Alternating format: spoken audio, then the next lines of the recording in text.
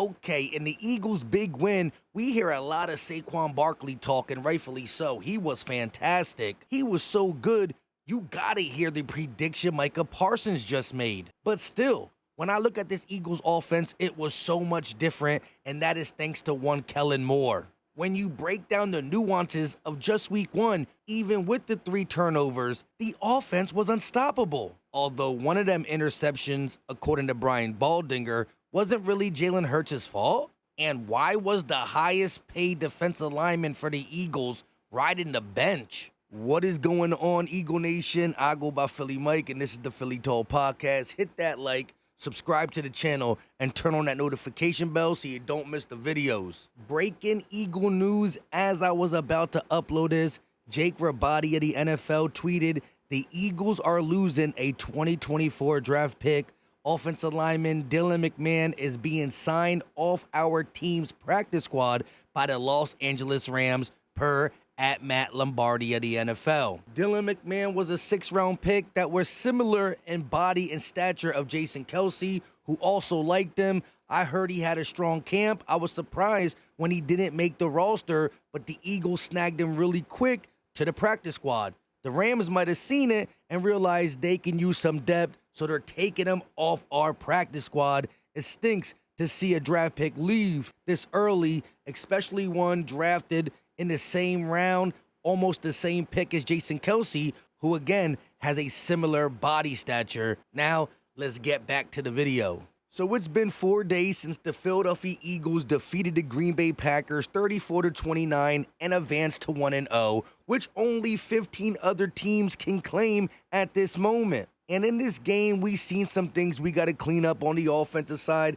and the defensive side for sure, especially the turnovers. I'm talking about the fumble snap, Jalen Hurts and Cam Jurgens not being on the same page, and of course, them 2 interceptions. The first one, a lot worse than the second one, especially once I heard Baldy break it down. But before we hear his version of it, I will still say that the ball did come out late, but I seen what he wanted to do, and A.J. slipping definitely affected the play. Watch this red zone interception here, because it always falls on the quarterback, even though it's not always on the quarterback.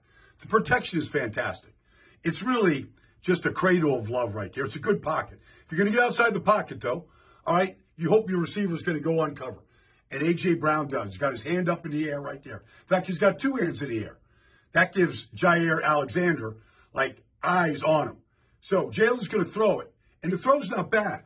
But right here, A.J. slips. So he can't adjust to the ball. Everybody slipped in this game. And he slips and allows Jair to get to the ball before A.J. can. So, credit Jair. It's a great play by him. Great play. Brings it out of the end zone. But, you're not trying to throw it to him. Your receiver's slipping in the end zone and can't adjust to the ball. And I'm sure Jalen's pissed about the whole thing, but it's part of playing on that field, that soccer field in Brazil. Again, the protection was good. If Hurts is in the pocket, he sees A.J. sooner, gets the ball out of his hand sooner, because him escaping the pocket, rolling to his right, throwing to his left, it's across your body. You got to slow down. It takes a little longer. That's why Jair Alexander saw A.J. with his hand up. All that being said, the pick ain't that bad, but situationally, 4th quarter, 3 points put you up 8. You got to take the points, Jalen. But we going to grow from this. We are going to grow from this, and I don't see Jalen Hurts turning the ball over like this the remainder of the season. If I do see it, we're going to have to talk about it. But the Eagles still put up 34 points with 3 turnovers and a botched brotherly shove. This offense is 1,000% explosive. And although the Friday game ball should go to Saquon Barkley, who once again had over 100 yards rushing, a $130 total yards from scrimmage, and 3 touchdowns, mind you, the Giants had 0 total touchdowns as a whole team in week 1. And remember, the owner of the Giants said this: I'm going to have a tough time sleeping if Saquon goes to Philadelphia, I'll tell you that. Well, he hasn't been getting much sleep this offseason, and it has to be worse after seeing what Saquon did and then watching the Giants not even be able to score an offensive touchdown. Shoot, even Micah Parsons can't fathom Saquon in Philly, and he makes a bold prediction. Saquon Barkley adding to this Eagles offense, I think, was better than a lot of people ever imagined. But I think Saquon has a chance to be Offensive Player of the Year in this new offense. I mean, receiving touchdown, 2 rushing touchdowns, over 100 total all-purpose yards.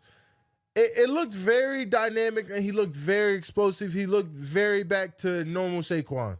I tweeted that the Giants should be under investigation.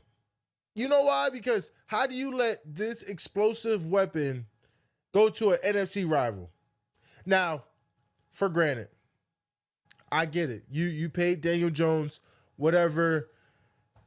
But this is like a brand new Saquon. It looked like he got a breath of fresh air. And no offense, sometimes you do need a breath of fresh air out of organization. Sometimes the organization really don't want you to succeed and things like that. And I'm not saying that happened. In business happens like that. But this is like a whole new, brand new Saquon. You heard it from him. Brand new Saquon. We try to tell people what type of time we were on. And yes, he only had 104 rushing yards. He's going to have games where he has way more. But 3 tubs is not an easy thing to do. The last time an Eagle debut had 3 touchdowns, it was Terrell Owens. We went to the Super Bowl. I'm trying to tell you, the CMC effect for the Niners is here in Philly. His name is Saquon Barkley. But there's more to be happy about. Like Kellen Moore, who called up a nice game plan. Motion on 48 out of 76 plays. A balanced attack, rushing and passing. The newest Eagle that people said Kellen Moore won't utilize in the run game and the passing game had 3 touchdowns. AJ had over 100 yards and a touchdown. Smitty had 84 yards, so the ball was spread around to the playmakers, even 37 yards for Dallas Goedert, but crucial first downs. Again, this is 3rd and 6. Goedert on a crosser. AJ gets in his way due to the play design from, once again, Kellen Moore, and we converted on downs when it mattered. I know we already talked about motion, but it's not just motion. Look at the alignment for a guy like Devontae Smith. Week 16, he was only used on one side. And in the first game under Kellen Moore, a guy who we talked about being in motion and or at least lining up different places. One time Dotson's here, next time Smitty's here. Oh, where's AJ? Why is he going in motion? Just making a defense guess, and this is what we've been talking about. But the biggest thing in the offseason that needed to be fixed was Jalen Hurts and the play calling versus the blitz.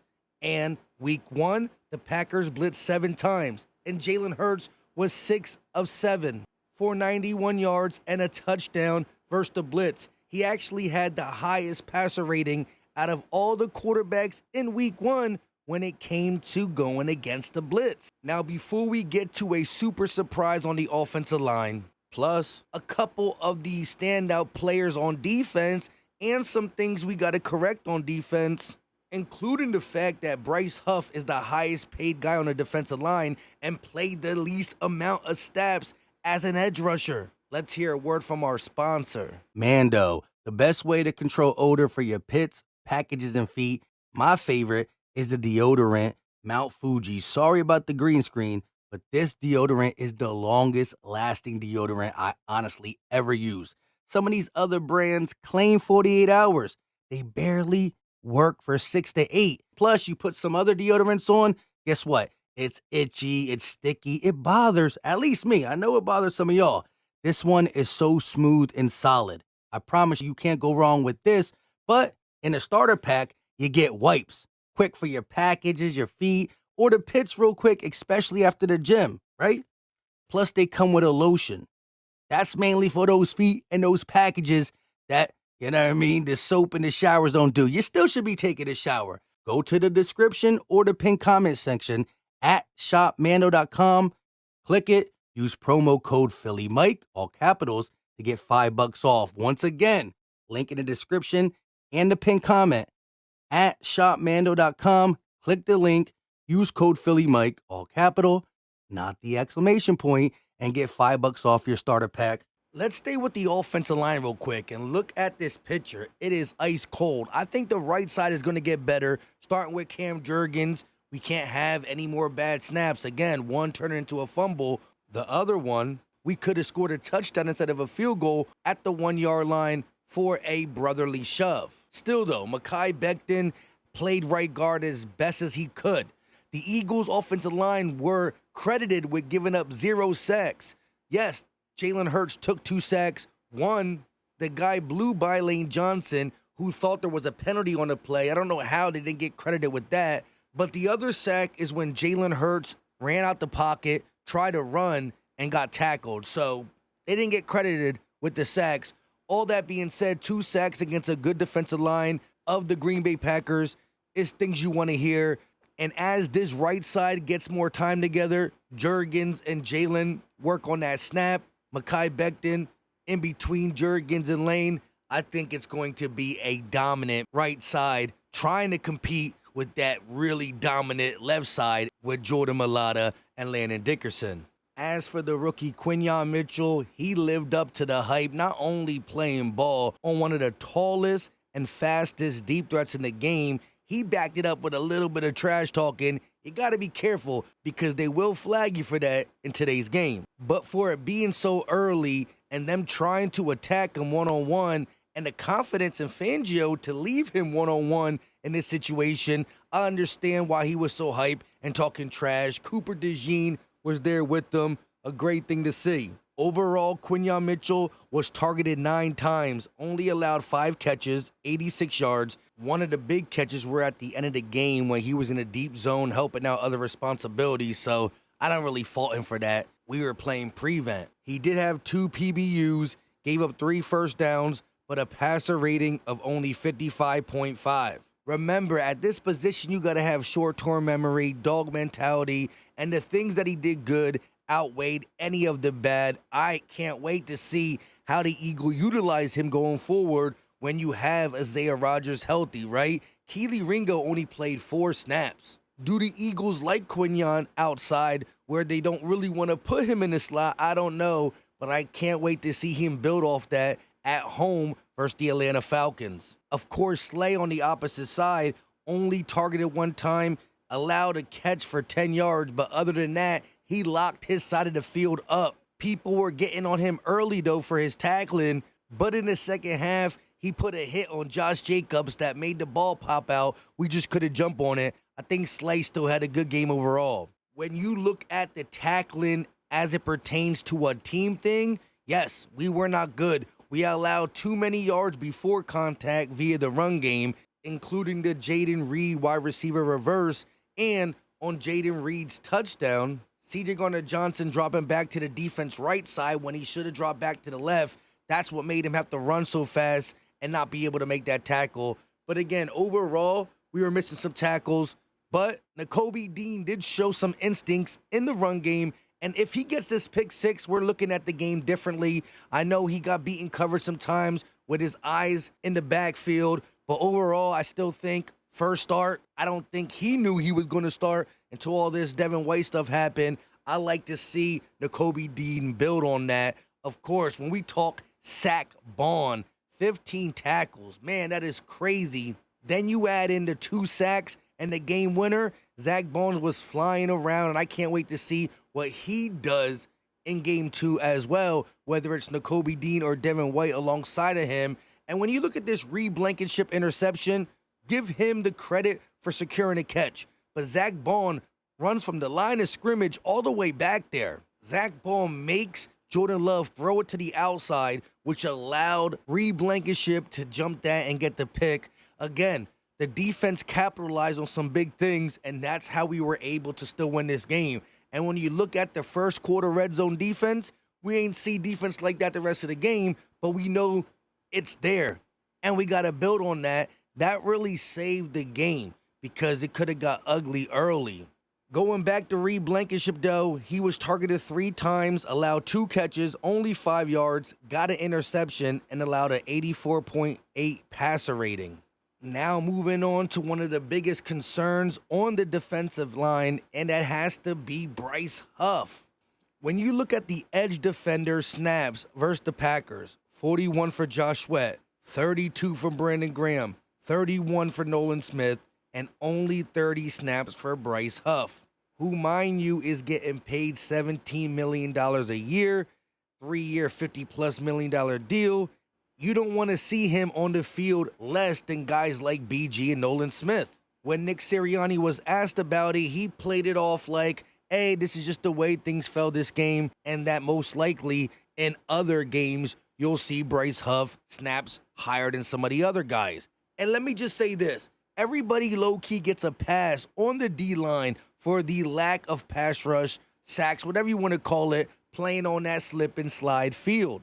However, questions about Bryce Huff's game was not the pass rush. It was the ability to stop the run. And BG was on the field 32 times compared to 30 for Bryce Huff. Not that big of a discrepancy. However, when you look at how many times BG was on the field on first down, it was 15 compared to Bryce Huff's first down, only 8. So maybe Fangio still don't believe he can stop the run, and maybe I got to go back and look on some of them big runs. We were gashed.